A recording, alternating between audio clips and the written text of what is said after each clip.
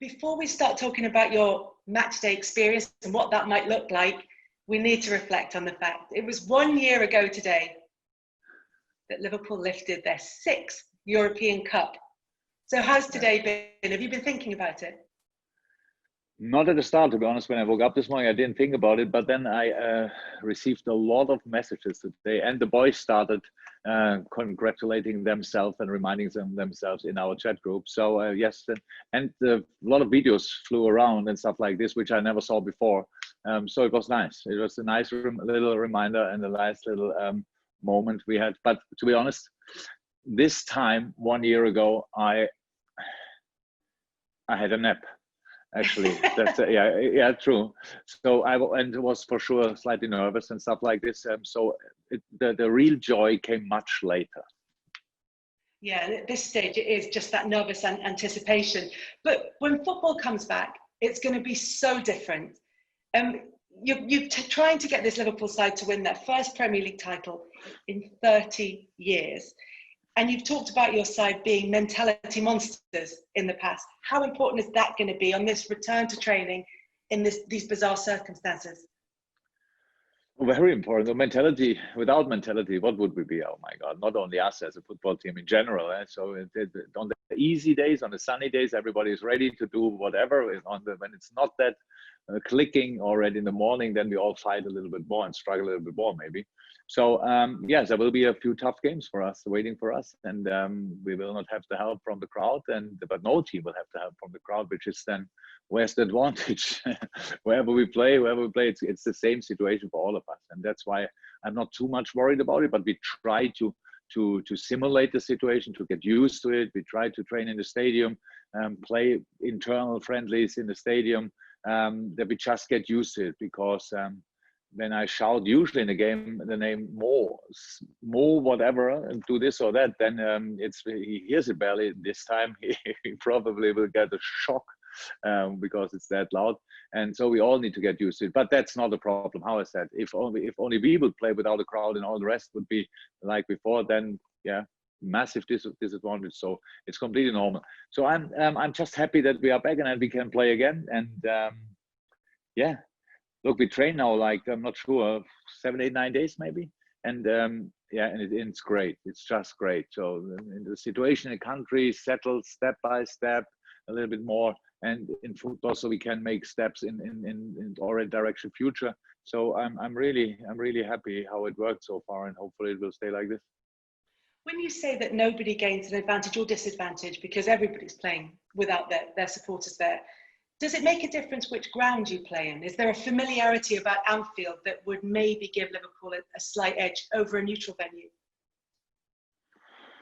I'm not sure if it would give an edge, but so in Germany, if you look at for example, they play home and away, and if you look at the results, there are not a lot of home wins. So maybe we should hope that we don't play at Anfield. But actually, we love Anfield, and we want to play there. To be 100% honest, from my point of view, and I'm not the guy who makes the decision, but I'm really sure that we can sort the situation. The police in Merseyside gave us more or less green light.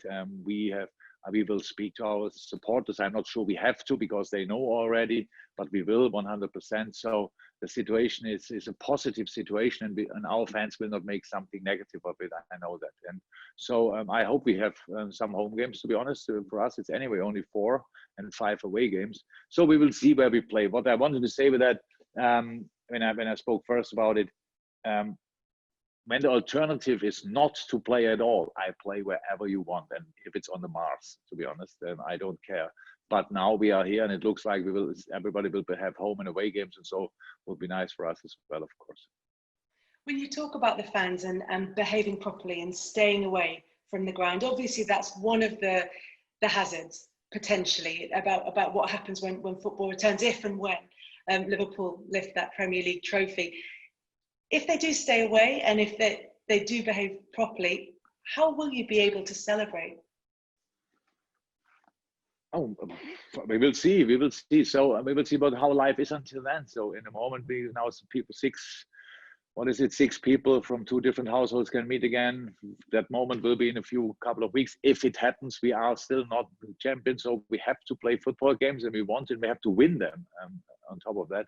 And we don't want to stop winning after 2 games or whatever. They are difficult enough. So our first 3 games are Everton, Crystal Palace, and Man City. So I don't see any results written in the stars there already. We have to work really hard for that, and hopefully it will work out. But then, look, you celebrate always, wherever it is. You'll be celebrating the Champions League first in Madrid in a hotel.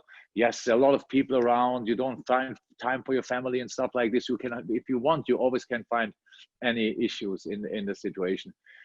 If we will be champion, then whichever celebration is possible, we will do as a team internally and with all our supporters in a moment when it's allowed to do so again. And then I can promise, if it happens, there would be a parade as well. Whenever, who cares? What we only need then one day where everybody is able to come, and then we will do that. In terms of getting the players ready for the return of football, you talked about the mentality that they have to have that, right?